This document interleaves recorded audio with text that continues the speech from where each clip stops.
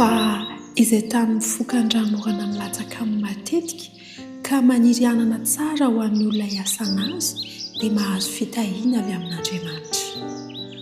Fa izay maniry tsilo sy songisongy kosa dia lavina sady akaiky ny ozina ary hafarany dia hodorana. Hebreo 4:1-7. Miodikodina hatrany eo amin'ny programan'Andriamanitra ho an'ny zanak'olombelona mahakasika ny asa fivelomana, ny fikarakarana ny tany izay asa voalohany nomen'Andriamanitra antsika olombelona. Rehefa voalamina tsara ny asa dia mampandroso le olona miasa, mampandroso ny fianakaviana, mampandroso ny fiarahamonina, ary izay no programan'Andriamanitra. Be dia be ny asa azo atao mba hahafahantsika mampandroso ny fiainantsika. Hoy ny tenin'Andriamanitra amin'ny Hebreo 4:1-7. Fa izay tany mifoka ny ranorana milatsaka matetika ka maniry anana tsara ho an'ny olona hiasana azy dia mahazo fitahiana avy amin'Andriamanitra. Fa izay maniry tsilo sy songisongy kosa dia lavina sady akaiky ny ozina ary ny hafarany dia hodorana. Inona no ao ambadika izany an-dalanteny izany? Rehefa karakaraintsika tsara ny tany, ny asa izay nomen'Andriamanitra antsika dia mampandroso antsika izy io, ary arakaraky ny fahazotoantsika manao azy no irotsahan'ny fitahiana izay omen'Andriamanitra antsika. Fa ny akamoana sy ny tsy fahaizana mikarakara kosa dia ozona sy azo lazaina hoe faharavana sy fahampitena ho an'ny olombelona.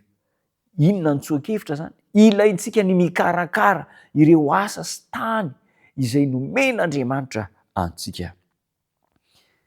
Ny zatovolahy, ny lehilahy zany, tovolahy dia maniry mafy mihitsy no tonga mpampianatra, mpiasa birao, mpivarotra, mpitsabo, mpisolo vava, na hanao asa hafa izay mitady fampiasana saina sy herim-batana mafy. Zany mba hetaheta. Inona ny antaninao zany ny ankizy? Inona ny asa mba tianao? Za hanao dokotera, za hanao ingénieur, za hanao pilote, hanao an'izao, hanao mpampianatra. Tsisy maharatsy an'izany, fa mila ezaka mafy eo amin'ny fanatrarana ny tanjona. Ny tovovavy indray dia matetika tia manao raharaha ao an-trano, tia mikarakara ny ao an-trano, manao an'ireny asa tsotsotra mety tsy mampiasa herim-batana ireny.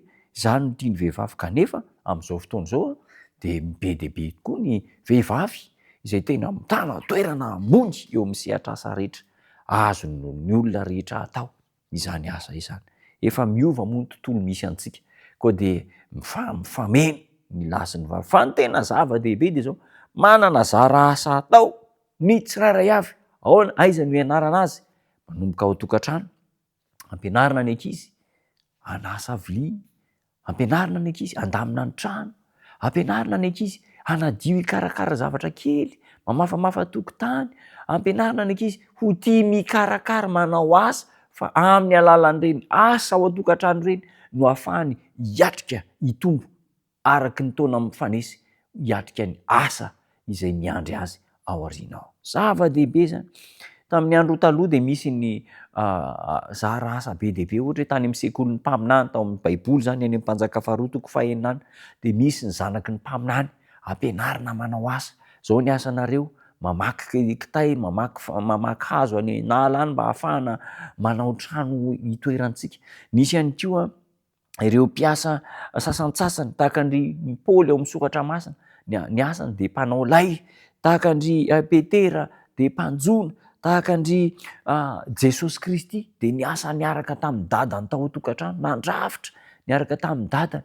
Ry Samuel zaza dia nampianary ny mpaminany Elisa ny asa tao anatin'ny templo. Reny asa madinidinika ireny dia hanomana lehilahy sy vehivavy ho amin'ny asa ambony. Ka izao nefa mila mahatoky amin'ireny asa ireny isika. Rehefa mahatoky amin'ny asa izay natao ao anatin'ny tokantrano dia ahatoky amin'ny toerana rehetra izay lalovany eo amin'ny fiainana ary ho lasa ambony. Ny olona tena faran'izay manan-karena sy mahay indrindra dia tsy ny olona manam-bola, fa ny olona mahatoky eo amin'ny asa izay nametrahana azy. Ary io olona mahatoky dia tsy very mandeha na iza na iza, satria inona ny antony? Ny tanan'Andriamanitra no hanampy ny olona matoky eo amin'ny asa. Mampandroso antsika ary ny asa voalamina tsara ary anampy antsika mba hay mifeny tenantsika, mifeny fotoanantsika ary mifeny zavatra rehetra eo ny fiainantsika. Manampy antsika hifeny zavatra rehetra, ny fahaizana mandamina ny asantsika ao an-tokantrano, any am-pianarana, any amin'ny fiarahamonina. Hivavaka isika.